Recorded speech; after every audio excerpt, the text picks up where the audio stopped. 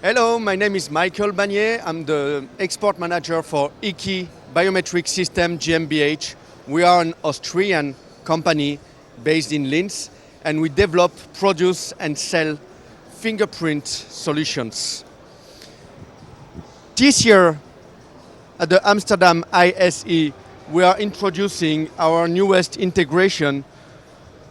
Our finger scanner is linked directly with the Crestron system. So for all of your Crestron installation, you can add a finger scanner that you will manage directly from Crestron. You can easily add a user, for example.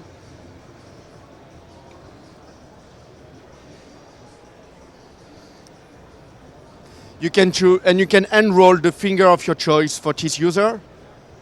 Hopla. Can choose which door it will open.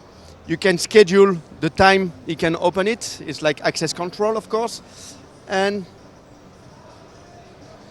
just need to add the finger to the finger scanner, and boom, you're ready to go.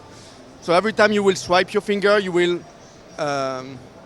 trigger an event that will like open your door, switch on, switch off the alarm, switch on the light. Let me give you a demo.